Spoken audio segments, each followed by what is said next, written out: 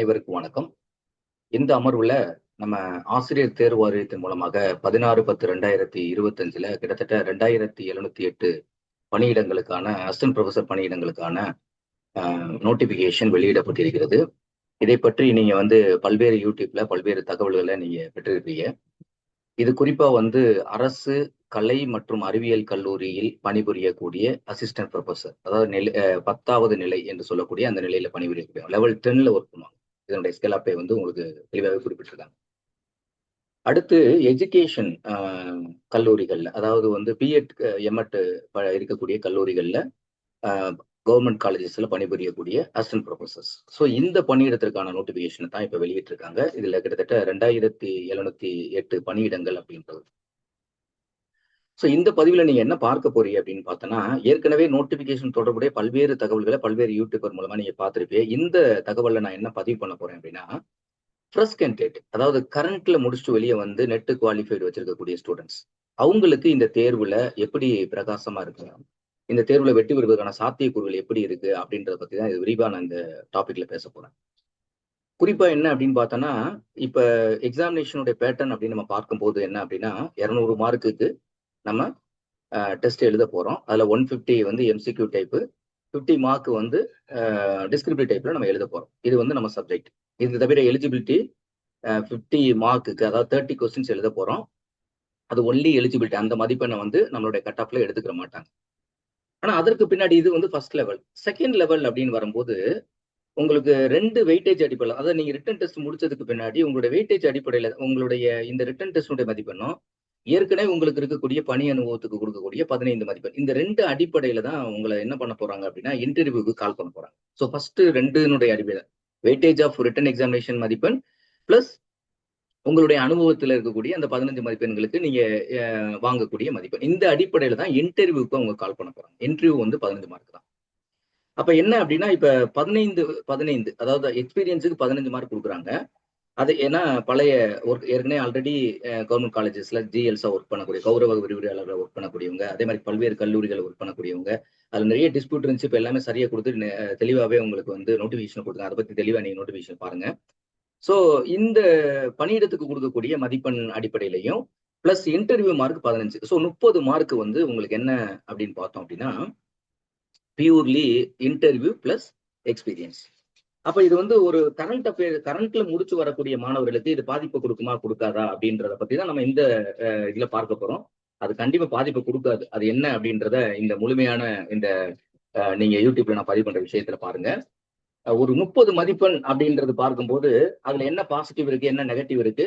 அப்ப press candidate நீங்க எப்படி தயார்படுத்தணும், அப்படி தயார்படுத்தினீங்க அப்படின்னா எப்படி இந்த பணியிடத்துல நீங்க உள்ள வர முடியும். ஒரு நல்ல கேடர்ல, ஒரு ஹையஸ்ட் பே இருக்கக்கூடிய ஒரு கேடர்ல உயர்கல்வித்துறைக்கு நீங்க வர்றீங்க அப்படின்னா உங்களுடைய ப்ரிப்பரேஷன் எப்படி இருக்கணும், அதனுடைய அடிப்படையில தான் நான் இந்த பதிவை பண்ண போறேன்.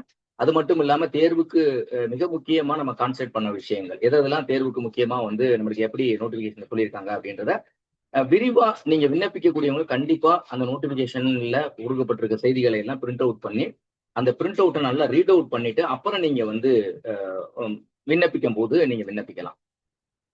ஸோ இது நம்மளுக்கு நோட்டிபிகேஷன் அப்படின்றது என்னன்னா ஏற்கனவே பல முறை வந்திருக்கு.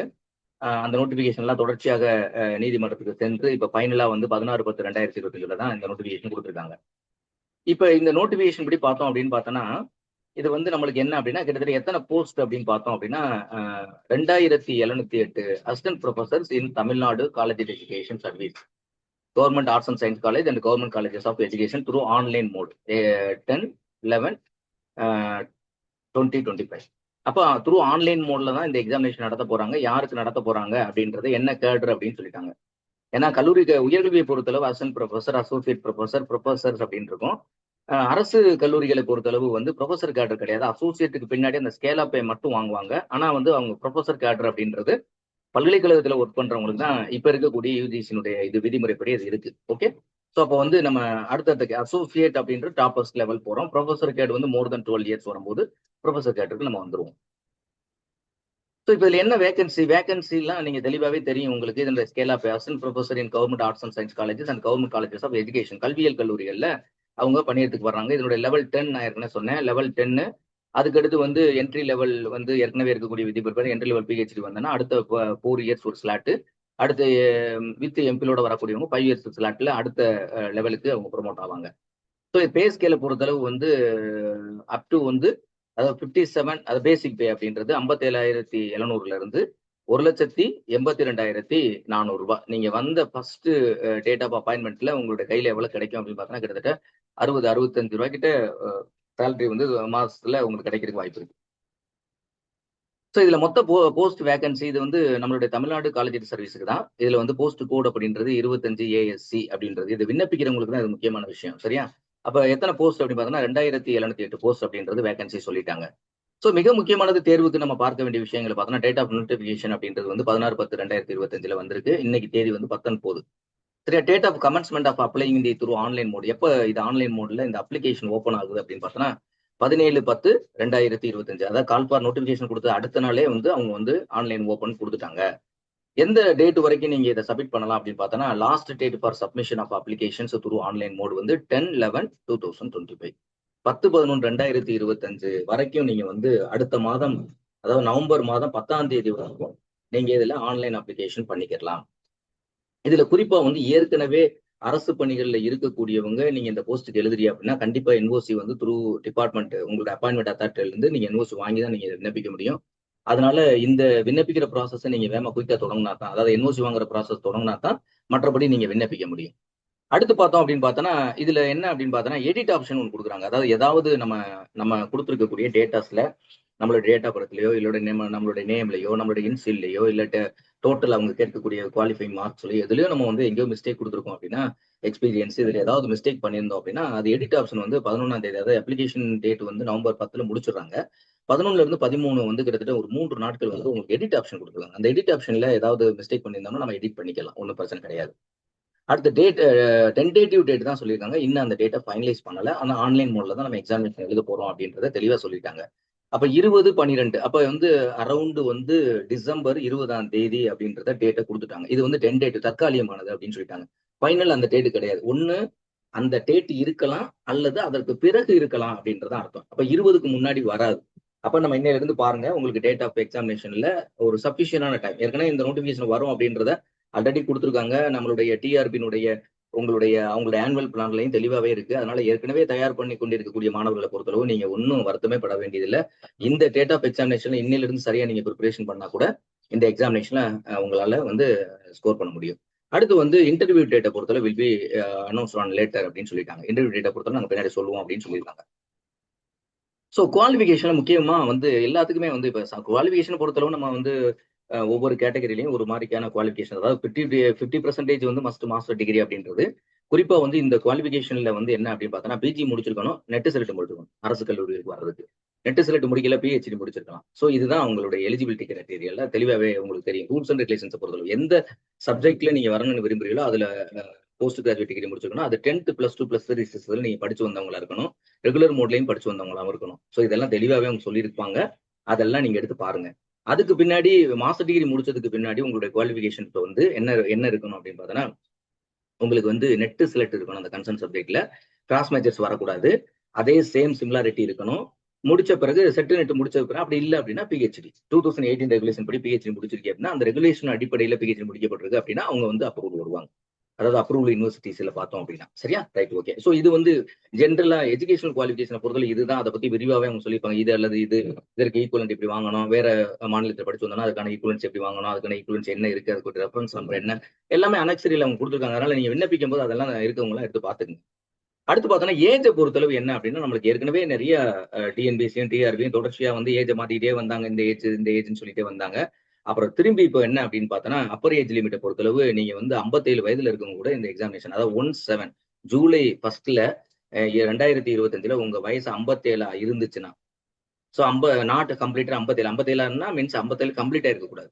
ஜூலை 1 ஆனா ஜூலைக்கு பின்னாடி உங்களுடைய வயசு வந்து 57 வந்திருக்கலாம்.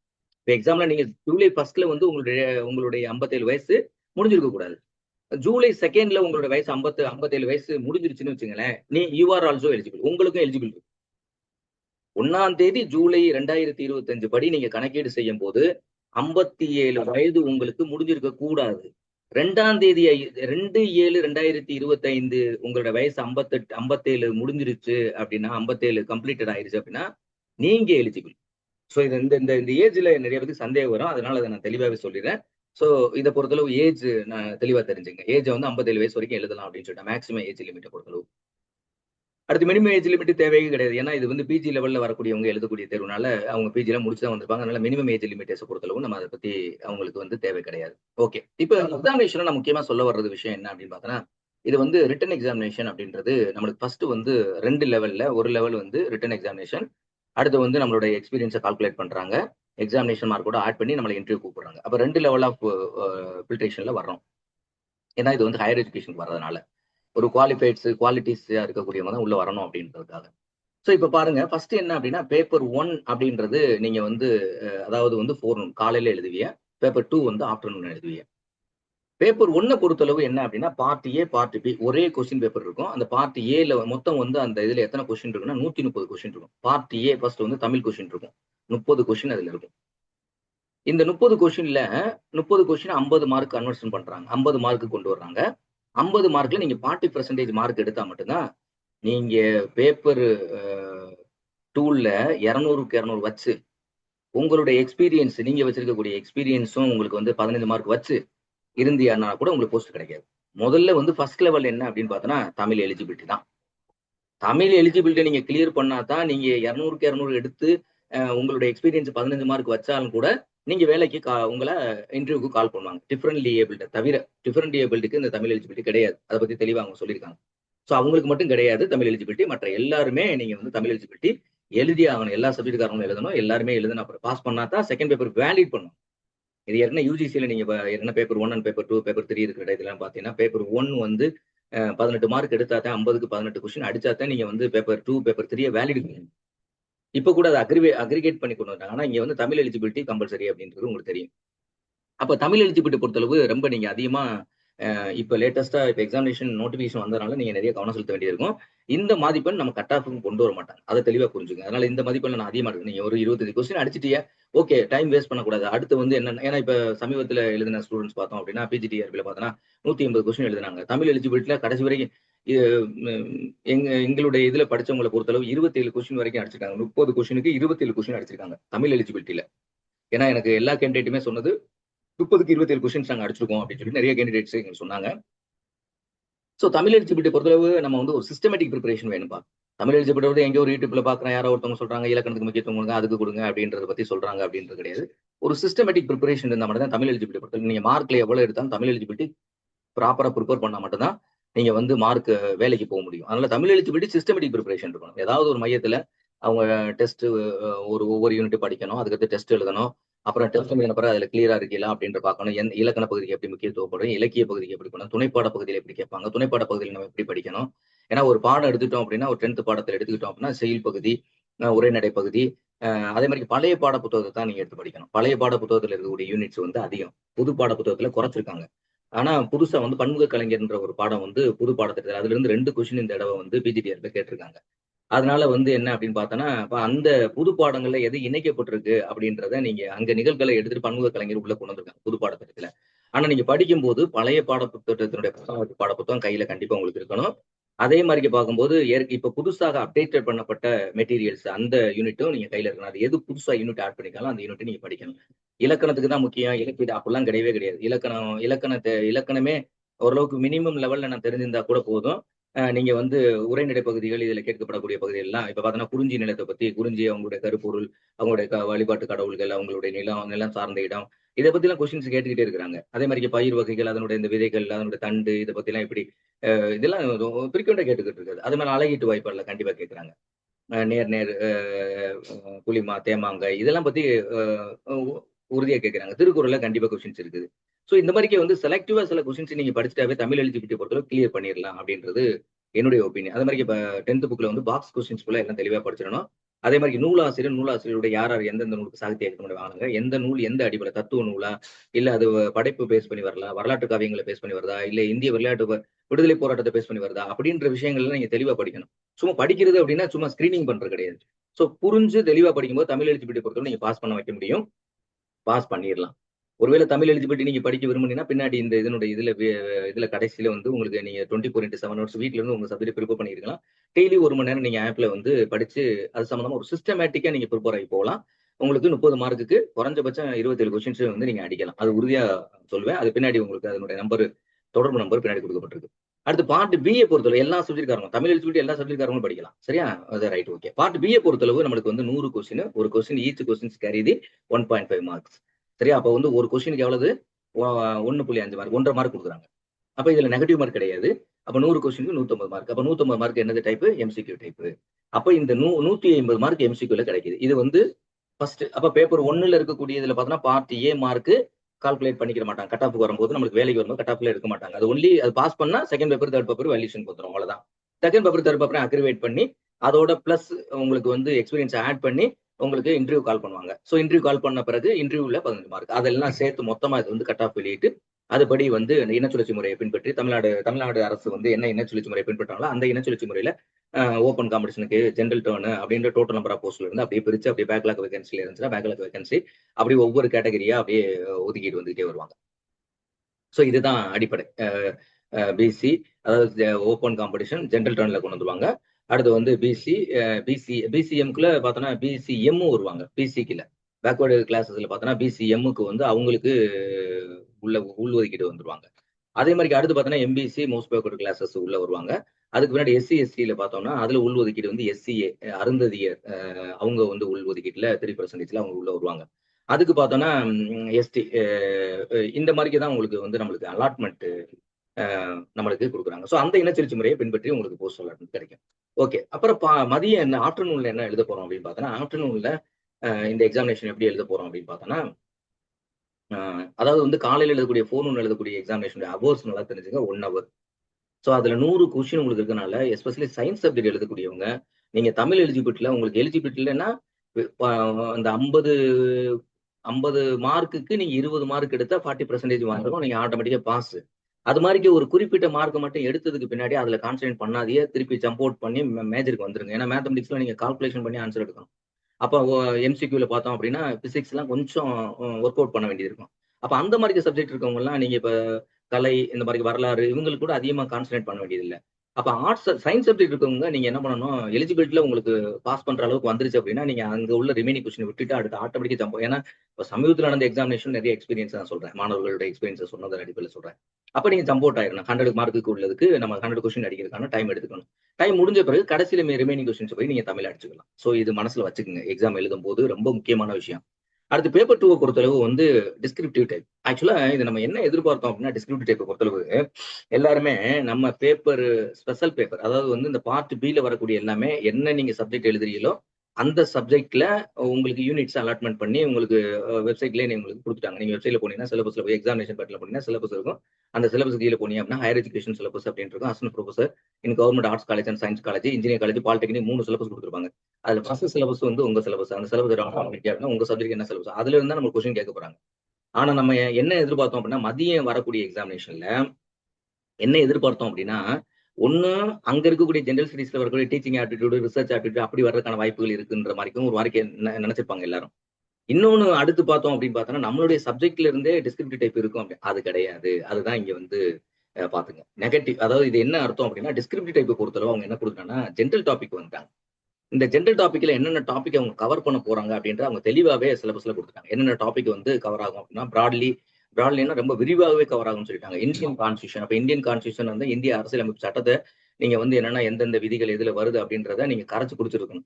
அவங்க எந்த விதியை கேட்கறாங்க, எப்ப திருத்தப்பட்டது விதிகள், திருத்தப்பட்ட விதிகளை பற்றி குறிப்புரை வரைக அப்படின்னு கொடுத்தாங்க. திருத்தப்பட்ட விதிகள் என்னென்ன விதிகள் நீங்க எல்லாம் நிறைய அதாவது வந்து இந்த அப்ஜெக்ட் டைப் ப்ரிப்பேர் பண்றதுன்னு ஒரு மெத்தட் இருக்கு. அந்த மெத்தட் நான் பின்னாடி டிஸ்கிரிப்டிவ் டைப் ப்ரிப்பேர் பண்றதுன்னு ஒரு மெத்தட் இருக்கு. எப்படி எழுதணுன்ற மெத்தட் இருக்கு. அதை நான் வேற ஒரு வீடியோல உங்களுக்கு நான் பதிவு பண்றேன். இந்த இடத்துல நம்மளுக்கு வந்து நம்மளுடைய நோக்கம் வேற. அதாவது ஃபர்ஸ்ட் கேண்டிடேட் பாஸ் பண்ண முடியுமா, அதுக்கு வந்து அவங்களுக்கு வந்து என்ன வாய்ப்பு இருக்கு அப்படின்ற பத்தி தான். ஸோ இந்தியன் கான்ஸ்டியூஷனை பொறுத்த படிக்கணும். அப்புறம் இந்தியன் எக்கனாமியை தெளிவா படிக்க வேண்டியது. இந்தியன் எக்கனாமியை பொறுத்தளவு இந்திய பொருளாதாரம் அப்படின்றத பத்தி நீங்க வந்து தெளிவாவே இந்திய பொருளாதாரத்தை பத்தி கரைச்சு கொடுத்துருக்கணும். ஜென்ரலா ஏன்னா இது வந்து நீங்க எப்படி ப்ரிப்பேர் பண்ணணும் என்ன பண்ணணும். ஏன்னா இந்த இதுக்கு வந்து நம்மளே இந்த ஜென்ரல் ஸ்டடீஸ் பொறுத்தளவு நம்ம கிளாஸஸ் எடுக்கிறோம். டெஸ்ட் பேப்பர் கொடுத்து உங்களை எழுத வச்சுதான் உள்ள அனுப்ப போறோம். அதனால வந்து இந்த ஜென்ரல் ஸ்டடீஸை பொறுத்தளவு நீங்க யாராவது கிளாஸ் படிக்கணும் விருப்பம் இருக்கு அப்படின்னா பின்னாடி உங்களுக்கு வந்து நம்பர் கொடுத்துருக்கோம். அந்த நம்பர்ல நீங்க கான்டாக்ட் பண்ணி அப்படின்னா இந்த ஜெனரல் ஸ்டடீஸை பொறுத்தளவு ஆன்லைன்லயும் த்ரூ ஆப் வழியாகவும் நீங்க படிச்சு நீங்க எக்ஸாமினேஷனுக்கு போகலாம். சாலிடா போகலாம். அங்க வந்து என்ன எழுத போறோம் அப்படின்னா இந்தியன் எக்கனாமி, அடுத்து மாடர்ன் இந்தியன் ஹிஸ்டரி அப்படிங்கிறாங்க. ஸோ இது வந்து இந்தியன் ஹிஸ்டரியை பொறுத்தளவு வந்து நம்மளுக்கு வந்து ப்ரீ இண்டிபெண்டன்ஸ் இண்டிபெண்டன்ஸ் அப்படி தான் கொடுப்பாங்க. இதுல என்ன தெளிவாக கொடுத்துட்டாங்க அப்படின்னா மாடர்ன் இந்தியன் ஹிஸ்டரின்னு சொல்லிட்டாங்க. அப்ப நவீன கால இந்திய வரலாறு அப்படின்றது நவீன கால இந்திய வரலாறு அதை பத்தி தெரிஞ்சா போதும். நம்ம பழங்கால இந்திய வரலாறையோ இல்ல அதுக்கு முன்னாடி இருக்கக்கூடிய விஷயங்களையோ ப்ரீ இண்டிபெண்டன்ஸ்ல நம்ம படிக்க தேவையில்லை. மாடர்ன் சொல்லிட்டாங்க. நவீன இந்திய வரலாறு அப்படின்றது கொடுத்துட்டாங்க. அப்ப அதை மட்டும் history of economy of Tamil Nadu, தமிழ்நாடுடைய எக்கனாமி, அதாவது ஏற்கனவே எக்கனாமின்றது இந்தியன் எக்கனாமி, இந்திய பொருளாதாரத்தை கொடுத்துட்டாங்க.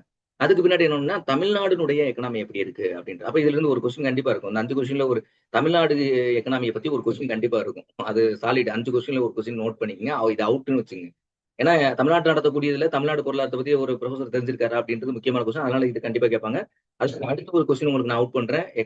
Environmental and ecology. என்விரான்மெண்டல் ஈகாலஜில இருந்து கிரீன் ஹவுஸ் எஃபெக்ட்னா என்ன, இந்த முக்கியமானது, அதாவது பொல்யூஷன் எப்படி எல்லாம் வருது, என்னென்ன பொல்யூஷன் இருக்குது, பொல்யூஷன் எப்படி கட்டுப்படுத்தலாம், என்ன மாதிரியான அதாவது வந்து சஸ்டைனபிள் கோல்ஸ் வந்து என்னென்ன கோல்ஸ்ல எல்லாம் இந்த முக்கியமா இதுக்கு முக்கியத்துவம் கொடுக்குறாங்க, என்விரான்மெண்டல் ஓரியன்ட் நடந்தக்கூடிய கான்ஃபரன்சஸ், லேட்டஸ்ட் கான்ஃபரன்சஸ் என்ன நடந்துச்சு, அது ஒவ்வொரு நாடுகளும் G20 ஒவ்வொரு மாநாட்டிலையும் எப்படி வந்து இந்த என்விரான்மெண்டல் தொடர்புடைய ஈகாலஜி தொடர்புடைய இந்த வெப்பமயமாதல கட்டுப்படுத்தக்கூடிய கிரீன் ஹவுஸ் எஃபெக்ட், அதே மாதிரி ஓசோன்ல விழுகக்கூடிய ஓட்டை, இதை பத்திலாம் ரொம்ப கொஸ்டின்ஸ்ல இதுல கேட்பாங்க. இதுவும் ஒரு கொஸ்டின். இந்த 2 கொஸ்டின் கம்பல்சரி கொஸ்டின்ங்க.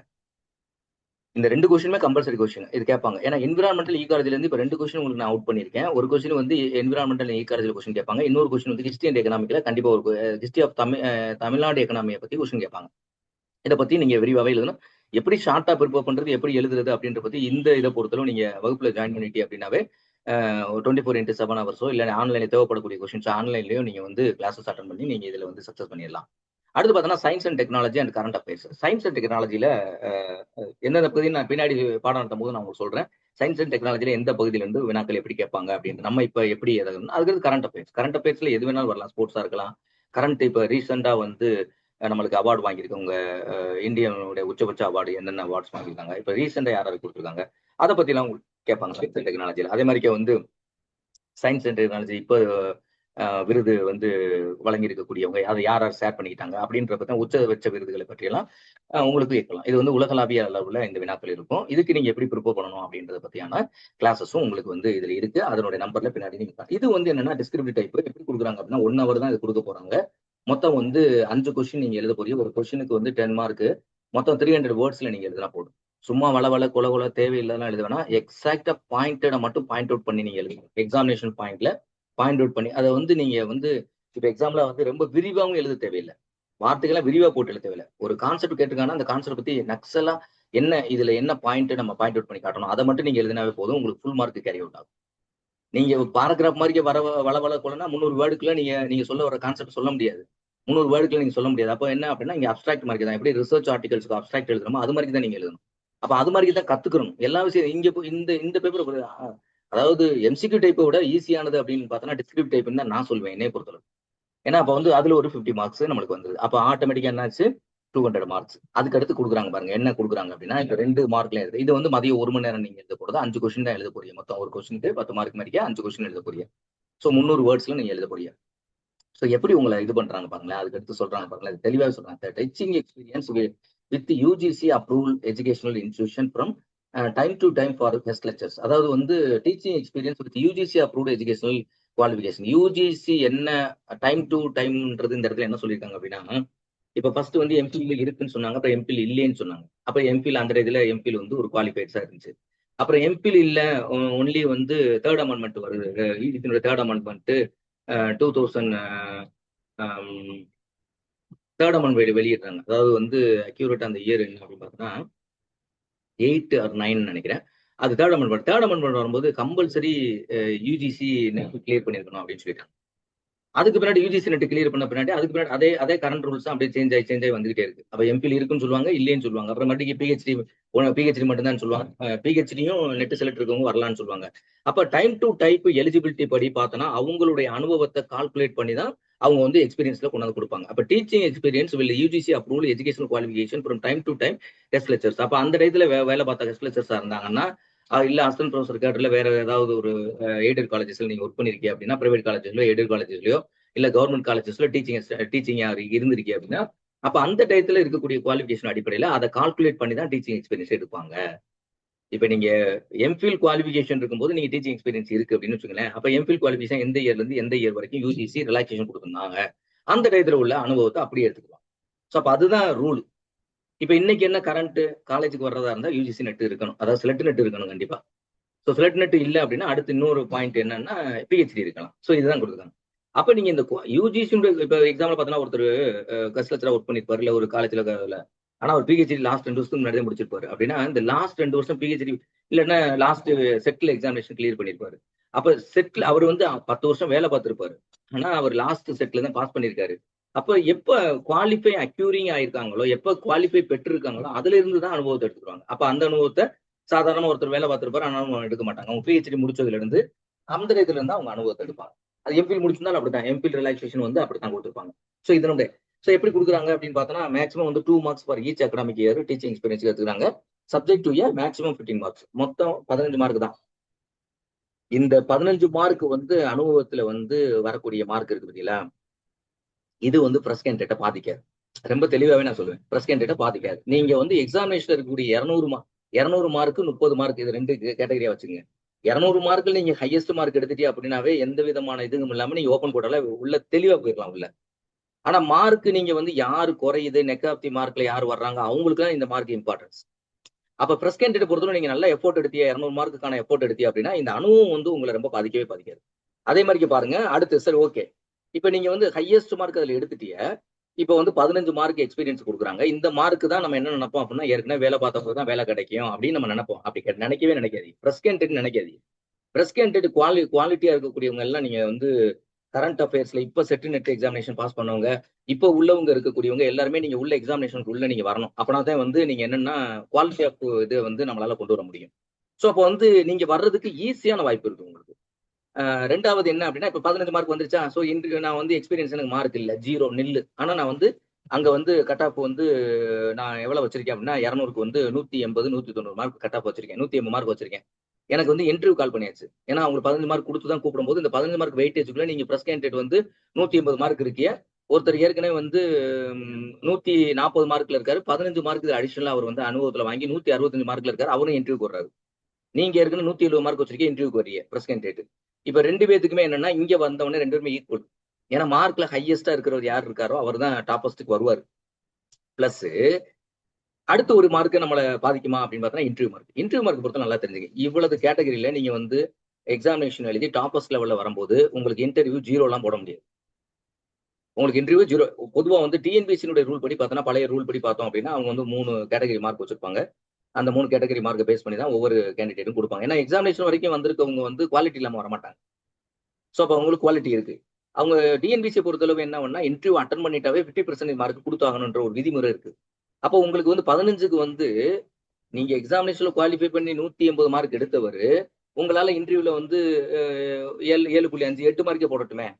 அப்ப 8 மார்க் இருக்கட்டும், 9 மார்க் இருக்கட்டும், இல்ல 10 மார்க் போடட்டும். அப்ப 10 மார்க் வந்தாலும் உங்களுக்கு 5 மார்க் உங்களுக்கு பாதிக்கப்படல. ஏன்னா ஆல்ரெடி நீங்க ரிட்டன் எக்ஸாமினேஷன்ல ஹைக்ல இருக்கீங்க, எக்ஸாமினேஷன்ல ஹையஸ்டா வச்சிருக்கீங்க. அப்போ உங்களுக்கு இது பாதிக்கவே பாதிக்காது. அப்ப அனுபவத்துக்கு கொடுக்கக்கூடிய மதிப்பெண்ணோ இல்ல உங்களுக்கு வந்து இன்டர்வியூல கொடுக்கக்கூடிய மதிப்பெண்ணோ எந்த வகையிலையும் பிரஸ் கேண்டிடேட்ல நல்ல ப்ரிப்பேர் ஆகி கரண்ட்ல ப்ரிப்பேர் ஆகி வரக்கூடிய மாணவர்களுக்கு எல்லாமே எந்த பாதிப்புமே கொடுக்காது. உங்களுக்கு ஈஸியா நீங்க உள்ள ஹையர் எஜுகேஷன் உள்ள வந்துடலாம். ஏன்னா இது வந்து பெரிய ஆப்பர்ச்சுனிட்டி பிரஸ் கேண்டிடேட்டுக்கு. ஸோ அவங்க எல்லாமே ஈஸியா உள்ள வரவருக்கான வாய்ப்புகள் நிறையவே இருக்குது. ஸோ இந்த அடிப்படையில தான் நம்மளுக்கு வந்து ஸோ டோட்டல் மார்க்ஸ் கால்குலேட் பண்றாங்க. So the number of vacancy posts are more than 5. Twice the number of the persons will be called for the interview. அப்ப அந்த போஸ்ட்டுக்கு எண்ணிக்கை தவிர ட்வைஸ் தி பர்சன்ஸ் தான் அவங்க வந்து கால் பண்றாங்க. அதுக்கடுத்து பார்த்தோம் அப்படின்னு பார்த்தோன்னா டோட்டல் வந்து 230 மார்க்குக்கு cut off. 230 mark cut off எப்படின்றோம், 150 மார்க்குக்கு வந்து எம்சிக்யூ டைப்ல எடுக்கிறோம், 50 மார்க்குக்கு வந்து ரிட்டன் எக்ஸாமினேஷனு, 15 எக்ஸ்பீரியன்ஸு, 15 வந்து என்ன மார்க் அப்படின்னு பார்த்தோன்னா இன்டர்வியூ மார்க். அப்ப 230 மார்க் மொத்தம். 230 தான் உங்களுக்கு குவாலிஃபைடு. எக்ஸாம்ல 200, இன்டர்வியூக்கு எக்ஸ்பீரியன்ஸுக்கு 15 30 மார்க். ஸோ 230 மார்க்குக்கு ஹையஸ்ட் மார்க் யார் வரீங்களோ அவங்க கேட்டகரி வைஸா இடம் சுழற்சி முறையில் அப்பாயின்மெண்ட் கிடைக்கும் உங்களுக்கு. ஸோ இதான் வந்து உங்களுக்கு எக்ஸாமினேஷன் பண்றது ரொம்ப ஈஸியான ஒரு விஷயம். ஸோ இப்போ என்ன அப்படின்னு பார்த்தோன்னா, இப்போ நீங்க எக்ஸாம்ல ஏற்கனவே ஆல்ரெடி நீங்க ப்ரிப்பேர் ஆகிட்டு இருக்கவங்க இருக்கு அப்படின்னு வச்சுங்களேன். தமிழ் எலிஜிபிலிட்டி இங்க முக்கியமானது இருக்கிறதுனால நீங்க தமிழ் எலிஜிபிலிட்டியோட வகுப்புலையும் சரி, அதனுடைய இம்பார்ட்டன்ட் மெட்டீரியல்ஸ், அதனுடைய அதனுடைய கிளாஸஸ் வீடியோஸ், முக்கியமான பாயிண்ட்ல நீங்க என்ன பண்ணிருக்கலாம் அப்படின்னா, ஆப்லயே வந்து நீங்க வீட்டில் உட்காந்து 24x7 ஹவர்ஸ் நீங்க எழுதி பார்த்து நீங்க குவாலிஃபை ஆகிக்கலாம். ஸோ அந்த வாய்ப்பு இருக்கு. அவங்க அவங்க வந்து கீழே கொடுக்கப்பட்ட 3 நம்பர்ல நீங்க எந்த நம்பரை வந்து 2ஆம் நம்பருக்கு வந்து ஒன்லி வந்து வாட்ஸ்அப் மெசேஜ் மட்டும் அனுப்புங்க. ஃபர்ஸ்ட் நம்பருக்கும் லாஸ்ட் நம்பருக்கும் தொலைபேசியில கூப்பிட்டு அவங்கள வந்து நீங்க கொடுத்தீங்க அப்படின்னா அதனுடைய ப்ரொசீஜர்ஸ் என்னன்னு சொல்லுவாங்க, நீங்க ஜாயின் பண்ணிக்கலாம். அதே மாதிரிக்கு வந்து இன்கேஸ் பிசிக்கல் எஜுகேஷன் சப்ஜெக்ட்ஸா இருக்கும் அப்படின்னு வச்சுங்களேன், அவங்களுக்கு வந்து பேப்பர் 2 and 3 ரெண்டுக்குமே வந்து ஆல்ரெடி வந்து சப்ஜெக்ட்ஸ், அதாவது இது எல்லாமே நெட் சிலபஸ் தான் உங்களுக்கு சொல்லிட்டாங்க.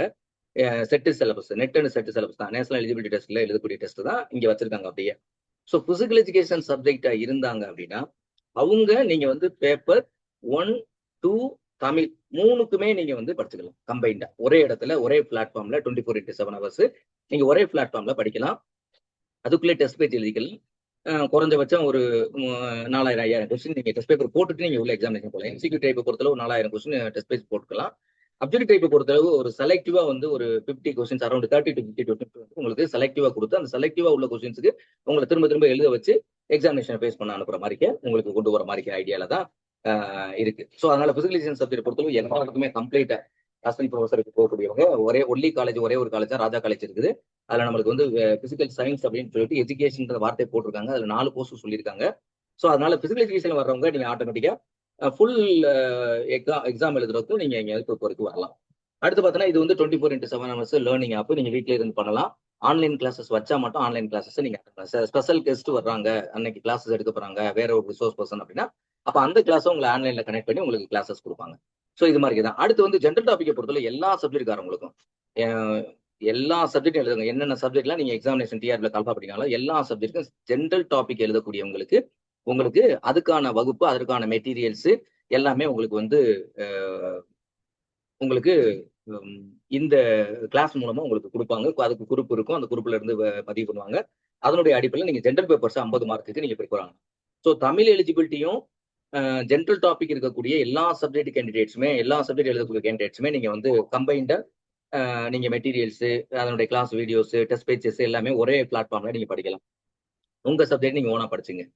நாங்க வேற ஏதாவது சப்ஜெக்ட்டுக்கு வந்து டெஸ்ட் பேஜ் போட்டோம் அப்படின்னா கண்டிப்பா அதை ஒரு யூடியூப்ல நாங்க அப்லோட் பண்ணுவோம். அந்த அந்த அந்த சப்ஜெக்ட்காரங்க மட்டும் டெஸ்ட் பேஜ்ல உள்ள வரலாம். அதே மாதிரி வந்து பிசிக்கல் சப்ஜெக்ட் பொறுத்தவரை எல்லாமே சேர்த்து கம்பைண்டா படிக்க விரும்புறவங்க நீங்க உள்ள வந்துக்கலாம். ஸோ இந்த அடிப்படையில் தான் இது இருக்குது. தொடர்பு எண்ணுக்கு பார்த்தோம் அப்படின்னா 6374781652 இந்த எண்ணுக்கு வந்து நீங்க தொலைபேசியில கூப்பிட்டு என்ன கோர்ஸ் அப்படின்றது நீங்க தெளிவா சொன்னீங்கன்னா அப்படின்னா உங்களுக்கு இது பண்ணுவாங்க. அதே மாதிரி 8903596390 என்ற எண்ணுக்கு வந்து நீங்க என்ன பண்ணுங்க அப்படின்னா வாட்ஸ்அப் மெசேஜ் கொடுங்க, உங்களுக்கு இன்ஃபர்மேஷன்ஸ் வரும். அடுத்து வந்து 9659662412 எண்ணுக்கு வந்து நீங்க பிசிக்கல் எஜுகேஷன் அல்லது எந்த சப்ஜெக்ட் எழுதுறீங்களோ அவங்களுக்கு தொலைபேசியில் தொடர்பு கொண்டு உங்களுக்கு தகவலோ இல்ல வாட்ஸ்அப்லயோ நீங்க மெசேஜ் கொடுத்தீங்கன்னா உங்களுக்கு இன்ஃபர்மேஷன் கொடுப்பாங்க. ஸோ இந்த அடிப்படையில் நீங்க தேர்வுக்கு தயாராக வேண்டும் என்று இந்த நேரத்தில் உங்களை அன்போடு கேட்டுக்கொண்டு இந்த யூடியூப்பை பார்க்கக்கூடியவங்க நீங்க தயார் செய்யக்கூடிய இந்த தேர்வுக்கு தயாராகி கொண்டிருக்கின்ற ஒவ்வொரு மாணவர்களும் நீங்க தேர்வில் வெற்றி பெற்று இந்த ஆண்டு வந்து இந்த assistant professor in government arts and science colleges and also the education காலேஜஸ்ல உங்களுடைய அப்பாயின்மெண்ட் பணி நியமன ஆணை பெறுவதற்கு வாழ்த்துக்களை தெரிவித்துக் கொண்டு இந்த பதிவை நான் இதோடு நிறுத்திக் கொள்கிறேன். நன்றி, வணக்கம்.